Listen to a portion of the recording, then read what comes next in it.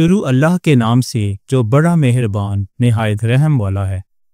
اے نبی، ہم نے تم کو فتح دی، فتح بھی کھلی اور واضح، تاکہ اللہ تمہاری اگلی اور پچھلی کوتاہیاں بخش دے اور تم پر اپنی نعمت پوری کرتے اور تم کو سیدھے رستے چلاتا رہے، اور تاکہ اللہ تمہاری بھرپور مدد کرے۔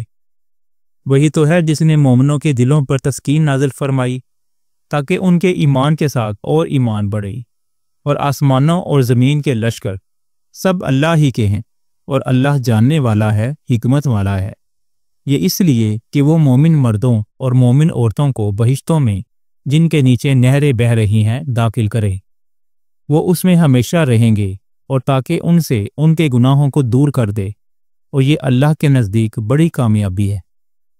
اور اس لیے کہ منافق مردوں اور منافق عورتوں اور مشرک مردوں اور مشرک عورتوں کو جو اللہ کے بارے میں برے برے خیال رکھتے ہیں عذاب دے، انہی پر برے ہاتھ سے واقع ہوں، اور اللہ ان پر غصے ہوا اور ان پر لعنت کی اور ان کے لیے دوزخ تیار کی، اور وہ بری جگہ ہے۔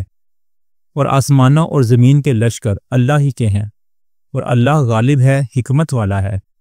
اے نبی، ہم نے تم کو احوال بتانے والا اور خوشخبری سنانے والا اور خبردار کرنے والا بنا کر بھیجا ہے، تاکہ مسلمانوں تم لوگ اللہ پر اور اس کے پیغمبر پر ایمان رکھو اور اس کی مدد کرو اور اس کی تعظیم کرو، اور صبح و شام اس کی تسبیح کرتے رہو۔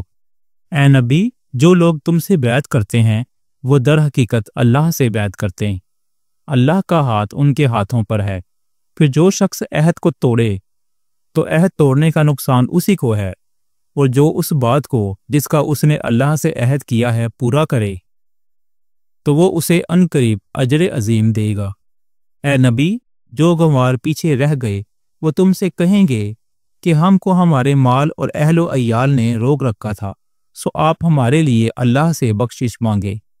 یہ لوگ اپنی زبان سے وہ بات کہتے ہیں جو ان کے دل میں نہیں ہے۔ کہہ دو کہ اگر اللہ تم لوگوں کو نقصان پہنچانا چاہے یا تمہیں فائدہ پہنچانے کا ارادہ فرمائے تو کون ہے جو اس کے سامنے تمہارے لیے کسی بات کا کچھ اختیار رکھے؟ کوئی نہیں، بلکہ جو کچھ تم کرتے ہو اللہ اس سے واقف ہے۔ بات یہ ہے کہ تم لوگ یہ سمجھ بیٹھے تھے کہ پیغمبر اور مومن اپنے اہل و عیال میں کبھی لوٹ کر آنے ہی کے نہیں، اور یہی بات تمہارے دلوں کو اچھی معلوم ہوئی، اور اسی وجہ سے تم نے برے برے خیال کیے، اور آخر کار تم ہلاکت میں پڑ گئے۔ اور جو شخص اللہ پر اس کے پیغمبر پر ایمان نہ لائے تو ہم نے ایسے کافروں کے لیے آگ تیار کر رکھی ہے۔ اور آسمانوں اور زمین کی حکومت اللہ ہی کی ہے، وہ جسے چاہے بخشے اور جسے چاہے سزا دے، اور اللہ بخشنے والا ہے، مہربان ہے۔ جب تم لوگ مال غنیمت لینے چلو گے تو جو لوگ پیچھے رہ گئے تھے وہ کہیں گے کہ ہمیں بھی اجازت دیجیے کہ آپ کے ساتھ چلیں۔ یہ چاہتے ہیں کہ اللہ کے قول کو بدل دیں۔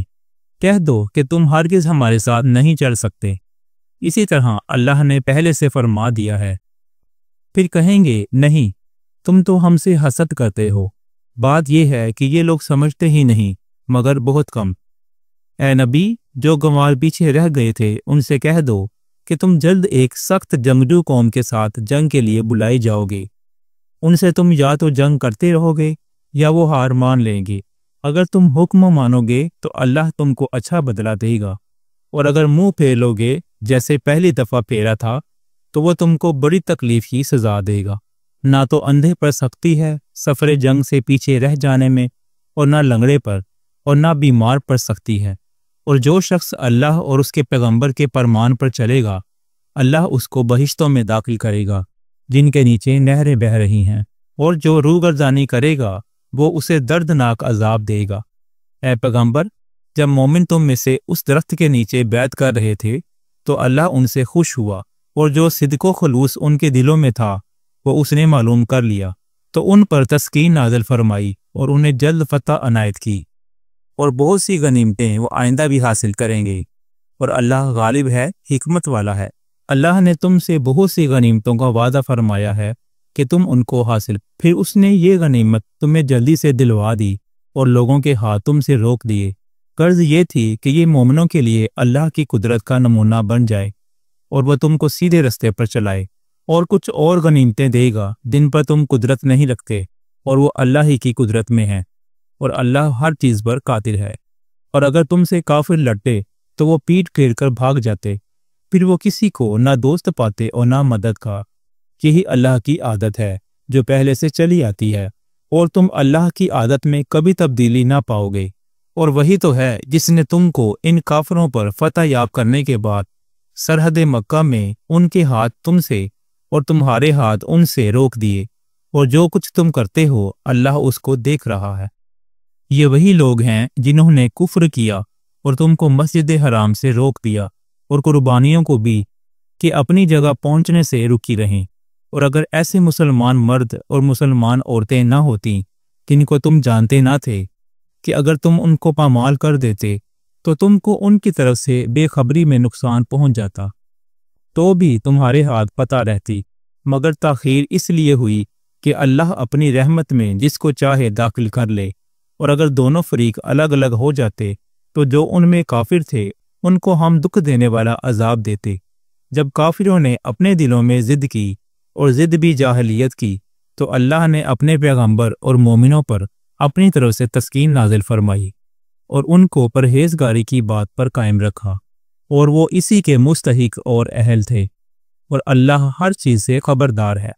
بے شک اللہ نے اپنے پیغمبر کو سچا اور صحیح خواب دکھایا تھا کہ تم انشاءاللہ مسجد حرام میں اپنے سر منڈوا کر یا اپنے بال ترشوا کر امن و امان سے داخل ہوگے، اور کسی طرح کا خوف نہ کرو گے۔ جو بات تم نہیں جانتے تھے اللہ کو معلوم تھی، سو اس نے اس سے پہلے ہی جلد ایک فتح عطا فرمائی۔ وہی تو ہے جس نے اپنے پیغمبر کو ہدایت کی کتاب اور دین حق دے کر بھیجا تاکہ اس کو تمام دینوں پر غالب کرے، اور حق ثابت کرنے کے لیے اللہ ہی کافی ہے۔ محمد صلی اللہ علیہ وآلہ وسلم اللہ کے پیغمبر ہیں، اور جو لوگ ان کے ساتھ ہیں وہ کافروں کے مقابلے میں تو سخت ہیں اور آپس میں رحم دل۔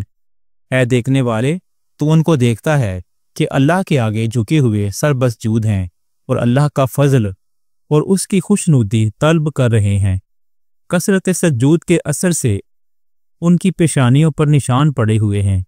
ان کے یہی اوصاف تورات میں ہیں اور یہی اوصاف انجیل میں ہیں۔ وہ گویا ایک کھیتی ہیں جس نے پہلے زمین سے اپنی سوئی نکالی، پھر اس کو مضبوط کیا، پھر موٹی ہوئی، اور پھر اپنے تنے پر سیدھی کھڑی ہو گئی، اور لگی کھیتی والوں کو خوش کرنے تاکہ کافروں کا جی جلائے۔ جو لوگ ان میں سے ایمان لائے اور نیک عمل کرتے رہے، ان سے اللہ نے گناہوں کی بخشش اور اجر عظیم کا وعدہ کیا ہے۔